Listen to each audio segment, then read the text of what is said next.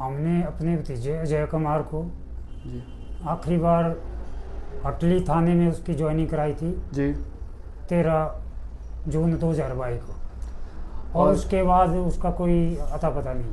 अच्छा अच्छा जी। और बेटे से आपकी आखिरी बातचीत में क्या बात हुई थी?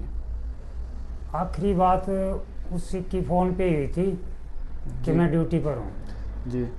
4 वर्षों से में पुलिस प्रशासन की तरफ से आपको क्या क्या जानकारी दी गई?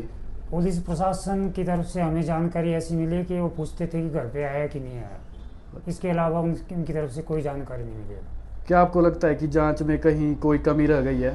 जांच में कमी तो बहुत है। देखो, ड्यूटी के दौरान वो जो है वहाँ से मिसिंग हुई है उसकी, जी और उसके बाद तो घर आया नहीं वो। जी तो ड्यूटी के उपलक्ष्य वो कहाँ गया, किसके उसमें है, वो कहाँ है, हमें ये भी मालूम नहीं। तो विभाग हमें बताया कि वो कहाँ है आजकल, जी है भी या नहीं भी है, या क्या विषय है। जी तो इस चीज़ के बारे में हमें बताया जाए। जी। इन 4 वर्षों में आपने किन मुश्किलों का सामना किया?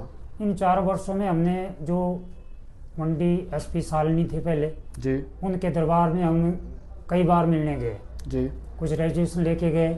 जी तो उन्होंने हमें आश्वासन और जी। ऐसे ही टाल मटोल करके वापस भेज दिया जी कि मैं उसको जानती हूँ, जी वो मैं आपको भेज दूंगी, 1-2 दिन में आपके पास भेज दूंगी।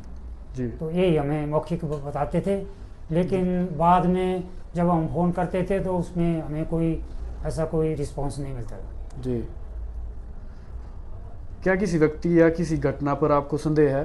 घटना पर हमें पूर्ण संदेह है जी कि कोटली से है एक जालसाजी, जी और उसी के संदर्भ में वो है, और पहले भी था और आज भी होगा। जी ये लड़का केलांग में ड्यूटी करता था, मेरा भतीजा अजय कुमार, जी और उस दौरान जितनी भी इसकी जो बैंक डिटेल्स कॉपीज हैं, जी उसमें जितने भी ट्रांजेक्शनें हुई है वो जी कोटली बैंक से निकले हुए। जी। ये भी एक जांच का विषय है कि जबकि वो पोस्टेड वहाँ करता था, वो सीधा घर आता था। जी अब कोटली में उसका सारा पैसा वहीं निकलता था। जी 2019 के बाद और काफ़ी प्रकरण काफ़ी आगे तक चला इसका, जी ये जो सारा पैसा वहीं से विड्रॉल होता है।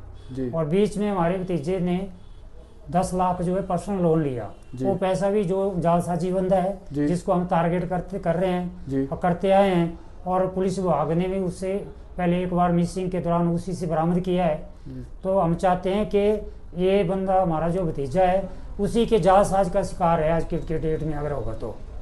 जी और यही बता सकता है कि वो प्रेजेंट भी है या इसने उसको क्या किया हुआ है, किस हालात में रखा हुआ है। लेकिन विभाग आज तक इससे कोई पूछताछ नहीं करती। एक बार इसी के उससे इसको कब्जे से पकड़ के छुड़ाया, और इसको मान सम्मान करके पब्लिक को मिलने तक नहीं दिया उस बंदे को, जालसाजी को, और बाहर से एसपी ने भगा दिया।